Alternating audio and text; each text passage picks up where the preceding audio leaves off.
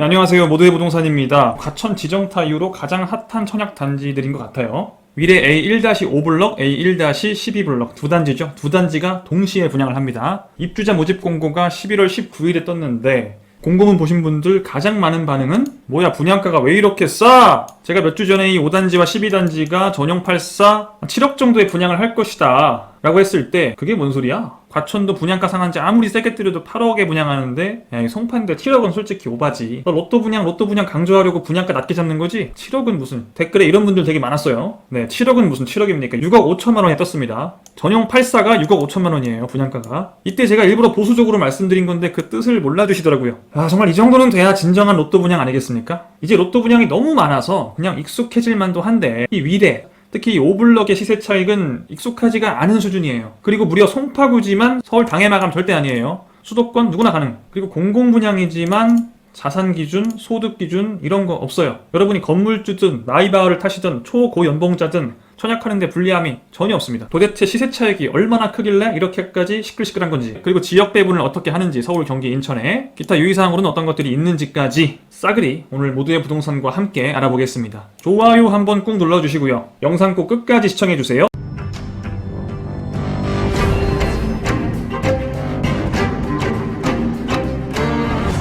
자, 요거부터 한번 알아보겠습니다. 저번에 예상 분양가로 한번 했었는데 실제 분양가가 나왔고 실제 분양가가 더 낮기 때문에 시세 차익이 더 크겠죠. 우리가 예상했던 것보다. 다시 한번 알아볼게요. 자, 시세 차익을 알아보려면 여러 번 말씀드리지만 시세 차익이라는 건 뭐냐? 현재 시세에서 분양가를 뺀 것이다. 즉, 현재 시세는 뭡니까? 그냥 매수를 한다면, 이 주택을 분양받는 게 아니고 매수를 한다면 얼마를 내야 하는가가 현재 시세예요. 그러니까 원래 내가 내야 할 돈이 이거예요. 시장에서 결정되어 있는 가격이죠. 분양가는 얘보다 쌀 거 아니에요. 이게 얼마나 싸게 나왔느냐. 내가 1,000원짜리 물건을 900원에 사면은 100원 이득인 거고, 700원에 사면 300원 이득인 거고, 500원에 사면 500원 이득인 거죠. 그러니까 원래 이 가격인 걸 얼마에 사느냐인 거예요. 그럼 이 차이가 시세 차익이 되는 거죠. 미래 가격이 오르고 내리고 이런 게 아니고 현재 즉시 내가 이 물건을 원래 가격보다 얼마에 싸게 사느냐, 그러니까 얼마나 디스카운트를 해주느냐 이거예요. 할인이 몇 프로냐, 30% 할인이냐, 50% 할인이냐, 그게 시세 차익입니다. 자꾸 헷갈리셔가지고 전매 제한 10년인데 시세 차익을 어떻게 확신하나요? 시세 차익은 현재라고요. 현재 시세는 10년 뒤랑은 상관이 없어요. 이제는 이해하시겠죠? 아무리 이렇게 얘기를 해도 왜 전매 제한 10년인데 시세 차익을 구할 수 있냐라고 따지시는 분들이 또 있을 겁니다. 뭐 어쩔 수 없죠. 사람의 이해력에는 다 서로 차이가 있는 거니까. 자, 먼저 실제 가치, 현재 가치를 한번 구해보겠습니다. 이 104억이라고 써져 있는 게 뭘까요? 위례선이라는 지하철이 아닌 트램입니다. 트램. 노선을 한번 볼게요. 위례선은 이런 식으로 뻗어 있어요. 이 위례선 트램은 107 정거장에서 위례 신사선과 환승이 됩니다. 이 위례 신사선은 신사역까지 가는 아주 핵심 노선이에요. 강남권을 직통하는 노선이기 때문에 아주 좋은 노선이죠. 그리고 110역에서 안 나오는데 운암역, 8호선 운암역과 환승을 합니다. 8호선이에요. 그리고 이렇게 가서 복정역에서 또 환승이 되는데 복정역은 8호선과 분당선이 또 지납니다. 그리고 이쪽으로 가면 또 안 보이는데 마천에서 5호선과 또 환승이 돼요. 자, 몇 개예요? 5호선, 위례 신사선, 8호선, 분당선까지 4개 지하철과 환승이 되는 거죠.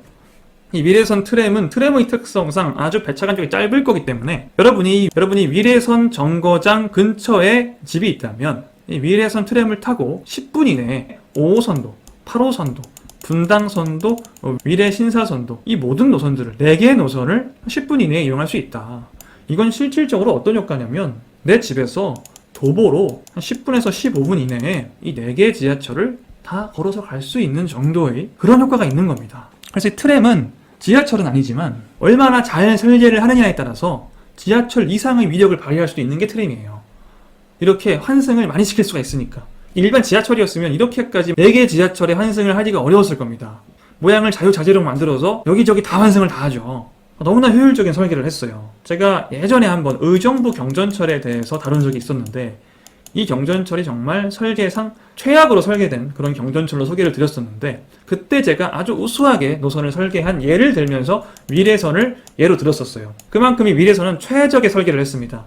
그래서 이 위례선 정류장 근처에 거주하고 있다는 건 그런 의미를 갖습니다. 4개의 지하철을 모두 쉽게 이용할 수 있다. 그 중에서도 가장 입지가 좋은 곳은 이 107역이죠. 107역은 뭐도 지나요? 위례 신사선도 지나기 때문에 강남을 직통으로 가요. 이 107역 위례 중앙역입니다. 여기가 위례 중앙역의 입지가 위례에서 가장 좋고 나머지는 이제 비슷비슷한데 오늘 우리가 보는 곳은 이 104정거장이죠. 104정거장 근처에 있는 두 단지를 우리가 보는 거잖아요. 그 위례선 104정거장에서 12단지, 5단지는 거리가 어때요? 매우 가깝죠. 5분도 안 걸립니다. 이 정도면 그냥 바로 앞에 있는 정도라고 보시면 돼요. 교통 입지가 상당히 괜찮은 거죠. 이 104정거장 위례선이 있기 때문에 5호선, 분당선, 8호선, 위례 신사선 4개 지하철을 금방 10분 정도면 이용한다. 이러니 위례의 입지가 감일보다 훨씬 좋다고 하는 겁니다. 자, 그리고 오블럭 같은 경우 자, 그리고 여기 보시면 거여고등학교가 있어요. 거여고등학교. 오블럭 바로 앞이죠. 고품마죠, 고품마. 그리고 그 오른쪽에는 거암초가 있고요. 오블럭 같은 경우에는 초품마, 고품마가 돼요. 길 하나 건너면 거원중 보이시죠? 초, 중, 고가 모두 어때요? 매우 통학하기가 좋습니다. 이보다 더 좋을 수 있나 싶을 정도로 좋아요. 12단지 경우에도 초등학교가 품지 못했지만 거의 바로 앞이고요. 중학교도 그 옆에 있고 거원중. 고등학교는 길 건너서 이렇게 가면 돼요. 그래서 두 단지 모두 이 통학 편의성은 매우 좋다. 초, 중, 고가 걸어서 다 뭐 한 5분도 안 걸리는 곳에 위치를 하고 특히 오블럭 같은 경우에는 초품마에다 고품마다. 오블럭이 좀 더 입지는 좋다라고 할 수 있죠, 사실. 상업시설은 또 이쪽에 들어올 거예요. 전반적으로 봤을 때 오블럭이 12블럭보다 조금 더 입지가 좋다라고 할 수 있죠. 여긴 더 대단지기도 하고 모든 면에서 약간씩 12단지보다 5단지가 좀 더 가치가 높다라고 볼 수가 있어요. 그래도 얘네 둘이 그렇게 차이는 많이 나지 않을 거예요. 입지가 사실상 같은 입지기 때문에 1억도 차이 안 날, 1억 원도 차이 나지 않을 겁니다, 아마. 그래서 얘네 둘이 비교하는 거는 그렇게 큰 의미는 없고요. 이 현재 가치를 알기 위해서는 이 밑에 있는 이 105정거장 근처에 위치하는 단지들과 비교하는 게 좋아요. 왜 여기와 비교를 하냐? 일단 이 104정거장 쪽은 비교할 만한 단지들이 없어요. 북위례 쪽은 전매 제한이 다 걸려있기 때문에 지금 실거래가 없고 시세라는 게 없습니다. 그래서 이 104정거장에 위치한 아파트들의 시세를 보려면 이 105정거장에 있는 아파트들과 비교하는 게 좋아요. 이쪽 아파트들은 지금 실거래가 있거든요. 이 107정거장을 제외하고는 다른 정거장들은 대부분 비슷한 입지이기 때문에 이쪽을 참고해서 이쪽 시세를 구해도 크게 무리가 없습니다. 자, 그럼 이 단지들과 동일 입지에 있는 단지를 한번 볼게요. 일단 이 위례선 역세권에 있으면서 위례 신사역 역세권은 아닌, 그러니까 아까 107정거장이 이 위례 신사역 역세권이죠. 그건 또 아니어야 돼요. 얘네랑 같은 입지려면 107정거장에 있어버리면 더 좋은 입지니까, 위례 신사선까지 있으면 더 좋은 입지니까 비교를 할 수가 없고 지금 같은 입지를 찾는 거예요. 얘네처럼 초중고가 다 가까이에 품고 있거나 거의 가까운 곳에 위치를 하고, 그래서 초등학교 등이 일단 근접해 있어야 되고, 이런 조건을 가지고 있는 아파트들 찾아봤더니 이 밑에 많이 있습니다. 105정거장 근처에. 여긴 잘려서 안 보이는데 초등학교, 중학교가 바로 이쪽에 위치를 해요. 위례, 송파, 푸르지오부터 해서 이쪽 아파트들의 시세를, 실거래가를 한번 보니까 거의 평당 4,200만원 정도를 형성하고 있더라. 33평 기준으로 한 14억 정도의 시세를 형성하고 있더라 라는 거죠. 그런데 이 단지들 같은 경우에는 고등학교까지 품고 있는데 이 아래 105역 근처 아파트들은 고등학교까지 이렇게 품고 있지 못해요. 초등학교, 중학교는 가까이 있는데 고등학교는 멀진 않지만 좀 거리가 있어요. 그 다음 추가적으로 이 12블럭, 5블럭이 가지는 장점은 더 신축이라는 거죠. 물론 이쪽도 다 신축이긴 합니다만 좀 더 신축이라는 거를 고려하면 적정 시세는 15억 정도가 적당하다. 5블럭 같은 경우에는 한 15억, 12블럭 같은 경우에는 한 14억에서 14억 5천만 원 정도로 잡는 게 사실 적정하다고 보여요. 자, 이제 현재 시세에서 분양가를 빼면 시세 차익을 구해낼 수 있는 거죠. 자, 여러분 오늘 분양가가 6억 5천에 나왔잖아요. 33평이. 이거를 우리가 분양가가 뜨기 전에도 알 수가 있어요, 사실. 그러니까 미리 여러분이 청약 전략을 짜실 때 어느 지역을 들어갈지 이런 걸 짜실 때 분양가를 미리 알 수가 있어서 시세 차익을 미리미리 구해볼 수가 있어요. 왜냐하면 이 분양가 상한제 지역에서는 최근 분양 단지와 거의 똑같이 나온다, 분양가가. 그래서 가장 최근에 분양한 단지를 찾아봤었고 가장 최근에 분양한 곳이 북일의 우미린 2차 중흥 S클래스여서 여기에 분양가를 봤더니 33평이 한 6억 5천 정도에 분양을 했더라. 얘와 거의 비슷하게 분양을 할 것이다 라고 예측을 했었는데, 그래도 혹시 지금 얘네들은 하남이거든요. 같은 미래지만 미래 신도시에는 송파도 있고 하남도 있어요. 성남도 있고. 그래도 같은 송파 안에서 한번 비교를 해볼까 봤더니 얘네보다는 좀 더 전에 분양했던 친구들이 있었는데 얘네들은 또 한 7억 4천 정도에 분양을 했어서 원래 이걸로 보는 게 맞긴 한데 또 이걸로 그냥 봐버리면 왜 이렇게 뭐 분양가를 싸게 책정을 하느냐, 로또 분양 강조하려고 그러는 거 아니냐, 별 말씀을 다 하시니까 그래 그럼 송파에서 분양했던 단지들 참고해서 평균 내서 7억으로 합시다 라고 했었죠. 보수적으로. 이것도 근데 너무 싼 거 아니냐고 뭐라 했단 말이에요. 근데 지금 오늘 나온 거 보니까 어때요? 이게 맞죠? 이거 고려할 필요 없었어요. 그냥 가장 최근에 분양한 단지, 이게 하남이든 뭐든 똑같이 나와버렸습니다. 6억 5천의 분양가는 나왔어요. 33평. 그러면 아까 우리가 구한 가치가 15억 원이고 33평 전용 8사 기준 분양가는 얼마예요? 6억 5천만 원. 15억에서 6억 5천을 빼면 8억 5천이 나오죠. 아까부터 봤던 이 식에 대입을 한 거예요. 그럼 시세 차익 얼마다? 8억 5천만 원이다. 내가 15억 원의 가치가 있는 아파트를 6억 5천만 원을 내고 사는 거라고요. 1,500원짜리 과자를 650원 주고 사는 거죠. 난 850원 싸게 샀죠. 여러분 8억 5천만 원 싸게 샀다. 그겁니다. 10년 후에 8억 5천 오른다는 거 아니고 이제 놀랍지도 않은 로또 분양이긴 한데 제가 8억 5천만 원 시세 차익 구한 건 처음일 거예요. 제가 과천 지정타 할 때도 한 8억 정도, 가밀프루지오도 한 7억 정도 이렇게 얘기를 했었죠. 시세 차익을. 8억 5천은 처음입니다. 광교도 8억 정도로 말씀을 드렸는데 8억을 넘어버리는 시세 차익은 처음인 것 같아요. 뭐 그렇게 큰 의미는 없습니다. 아무튼 차익이 크다는 게 중요한 거죠. 자, 이렇게 큰 시세 차익이 발생을 하는데도 불구하고 또 서울 100% 당해가 아니에요. 서울 당해 50%, 기타 수도권 50%입니다. 서울 당해 50%는 서울특별시에 2년 이상 계속 거주를 하셨어야 되고요. 그 다음에 서울특별시에 살긴 사는데 내가 2년까지 거주하진 못했다라고 하거나 아니면 나는 인천이나 경기도에 거주하고 있다. 이분들은 거주 기간에는 기간 무관하게 내가 하루만 살았더라도 이 50%에는 들어가는 거예요. 이 당해는 2년 이상이지만 당해 아닌 50% 물량은 기간 제한이 없다. 그런데 이게 지금 제가 서두에서 말씀을 드렸듯이 공공분양이란 말이죠. 공공분양. 공공분양은 좀 특이한 점들이 많죠. 보통 제가 이건 뭐 공공분양이다, 민간분양이다 말씀을 안 드리면 다 민간분양인데 이 공공분양일 때는 특별히 또 말씀을 드려요. 좀 특이해서 여러분들이 모르시는 분들이 많거든요. 이것도 모르시는 분들 많을 텐데 공공분양은 이 자산 기준이라는 게 있어요. 선약을 하려면 갖춰야 되는 조건 중에 하나예요. 근데 서두에서 말씀드렸듯이 이런 조건을 지킬 필요가 없다고 그랬죠. 소득기준 지킬 필요 없다고 그랬어요. 왜? 이런 조건은 공공분양 시 이런 조건이 붙는 건 다자녀, 신혼부부, 생애 최초, 노부모 등의 특별공급에 그리고 일반 분양 중에서는 전용면적 60제곱미터 이하에만 적용이 되는 건데 특별공급, 일반공급 60제곱미터 이하. 그런데 이번 5단지, 12단지의 분양 물량을 보면 60제곱미터 이하 물량이 없습니다.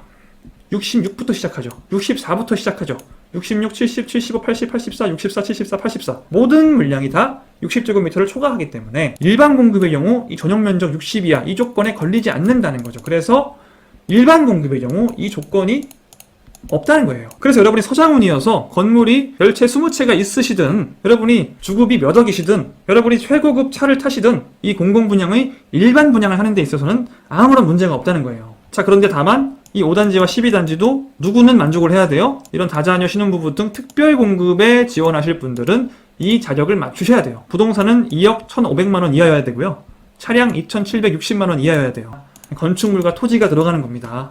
여러분이 빌딩 가지고 있어요. 건축물이죠. 여러분이 어디 저기 시골에 땅 가지고 있어요. 그건 토지죠. 이런 부동산이 2억 1,500만 원 이하여야 뭘 쓸 수 있다? 특별공급에 지원할 수 있다. 차량은 2,760만 원 이하 특별공급에 선약할 수가 있고 이게 안 되더라도 일반 공급은 선약할 수가 있다는 얘기죠. 이 조건들에 해당하시는 분들은 특별공급도 일반 공급도 둘 다 선약하시면 되고요. 이게 안 되시는 분들은 뭐 이건 안 되지만 뭘 할 수 있어요? 일반 공급엔 선약할 수가 있다. 내가 이 기준에 맞추든 못 맞추든 일반 공급은 지원할 수가 있다. 특별공급을 중복으로 할 수 있느냐 없느냐의 문제인 거지 일반 공급은 다 할 수 있다는 거죠. 자, 지금까지 들으시면서 조금 찜찜하셨던 분들이 있을 거예요. 이게 찜찜하셨으면 약간 아는 게 많으신 분이신 거죠. 아니 아까 근데 이 33평 같은 경우에는 이 실제 가치가 지금 시세가 15억 정도 한다면서 입주할 때 시세가 지금과 동일하다면 아니면 물가 상승률이 반영돼서 더 높을 수도 있죠. 16억, 17억일 수도 있겠죠. 집값이 하락해서 낮아질 수도 있는 거고 그건 뭐 모르는 건데 만약에 15억이 넘어서 주택담보대출이 안 나오면 이건 아시죠? 그러니까 주택담보대출은 KB 시세가 15억이 넘으면 안 나옵니다. 아예 안 나와요. 한 푼도. 나 어떡하지? 주담대 안 나오면 어떡하지? 이 걱정하시는 분들이 있어요. 그리고 만약에 15억이 만약에 안 넘는다고 해도 14억이라고 합시다. 시세가 14억이 돼서 14억이면 이거 9억 이상이라 주담대 20%라고 막 그러던데 누가? 9억 미만까지는 40인데 9억 넘어서 20%밖에 안 나오면 대출이 그 20% 나와서 내가 들어갈 수가 있나? 이런 또 걱정을 하시는 분들이 분명히 있을 텐데 일단 얘는 틀린 얘기예요. 이런 부분에 대해서 자세히 알고 싶으신 분은 이 카드를 클릭하시거나 영상 끝나고 나서 고정 댓글 1번 보시면 됩니다. 고정 댓글에 제가 1번 링크로 달아둘 거예요. 요 영상이에요. 그 다음에 요번 분양이 좀 특이한 게 후분양이죠. 지금 12월 달에 계약을 하는데 보통 다른 아파트 같은 경우에는 한 2023년 정도가 돼야 입주를 한단 말이에요. 3년 동안 중도금 내고 뭐 잔금 내고 하는 건데 아니 이거는 2021년 6월, 7월, 8월 이때쯤 입주를 한다고 하네. 거의 6개월밖에 시간이 없죠. 6개월 안에 중도금, 잔금 다 내야 되나? 이거 어떻게 해야 되지? 궁금하신 분들, 이거 궁금하신 분들 되게 많을 텐데 이번 영상에 넣기엔 좀 시간이 모자라서 따로 하나 찍은 게 있으니까 이거는 고정 댓글 2번에 링크를 달아둘 테니까 클릭해서 보세요. 웬만하면 이건 보시는 게 좋을 거예요. 그 다음에 뭐 특별 공급이 이렇게 여러 가지가 있는데 다른 것들은 기준이 그렇게 복잡하지가 않은데 이 생애 최초 특별 공급은 자격 조건이 진짜 복잡합니다. 갖춰야 될 게 되게 많아요. 그래서 이거는 고정 댓글 3번에 제가 링크를 달아둘게요. 이거 공공분양이라 이 영상이 아니고 다른 영상이 있어요. 노란색 바탕으로 나오는 영상이 있는데 그 영상을 3번 링크에 달아두거나 여기에 지금 카드로 뜨죠? 여기를 클릭하시거나 해서 보시면 됩니다. 그 다음에 제가 오늘은 미래 신도시에 대한 설명을 자세히 안 드렸어요. 시간이 없어서. 저번 영상, 저번에 제가 5블럭, 12블럭 한번 다룬 적이 있는데 그 영상에서 미래 신도시에 대해서 좀 자세하게 다룬 적이 있거든요. 미래 신도시가 좀 궁금하다 하시는 분들은 그 영상을 참고하세요. 또는 지금 뜨는 카드를 클릭하시면 돼요. 마지막으로 이제 유의사항 보고 마치겠습니다. 아까 방금 말씀드렸듯이 후분양이기 때문에 입주가 좀 빠르다는 거. 다음 전매 제한은 10년이다. 10년 동안 아파트를 팔 수 없다. 의무 거주가 있다. 민간 분양 같은 경우에는 내년 2월 19일부터 의무 거주가 있지만 공공 분양은 이미 있어요.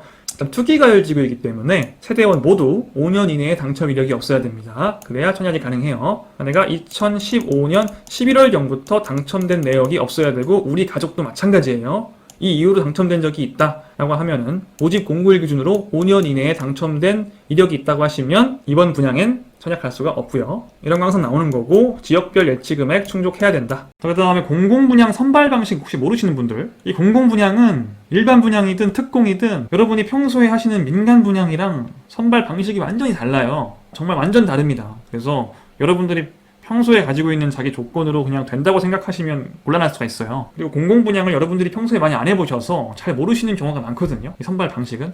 민간 분양 같은 경우에는 가점이 높은 사람이 붙고 그 다음에 추첨을 또 돌리고 이런 게 있죠. 전혀 다릅니다. 공공 분양의 선발 방식에 대해서 제가 일반, 특공, 싹 한 영상을 만들어서 정리를 할 건데 이건 아직 영상을 만들지 않았어요. 현재는 지금 링크를 달아드리거나 할 수는 없고 며칠 내로 11월 23일 내로는 웬만하면 만들어서 올릴 수 있도록 해보겠습니다. 그래서 모집 공고문 봐도 어떻게 한다는 건지 잘 모르겠다, 선발 방식 읽어봐도 잘 이해 안 가시는 분들은 제 영상을 보시면 이해가 한 번에 가실 거예요. 지금까지 모두의 부동산이었습니다. 우리 모두의 부동산의 모든 구독자 여러분들 꼭 당첨되시기를 기원합니다. 그래도 어려운 건 아시죠? 어려운 건 아시지만 꼭 우리 구독자님들 중에서 당첨자가 많이 나왔으면 좋겠습니다. 오늘 즐거우셨다면 오늘 웬만하면 구독하시죠. 그리고 최근에 모두의 부동산 멤버십 회원 서비스를 시작했어요. 회원으로 가입하시면 다양한 혜택이 있으니까요. 영상의 설명란 참고하셔서 어떻게 가입하는지 어떤 혜택이 있는지 한번 보시고 안내 영상도 있으니까요. 한번 보시고요. 모두의 부동산 회원으로 가입해 주시면 감사하겠습니다. 여러분 다음 시간에 만나요.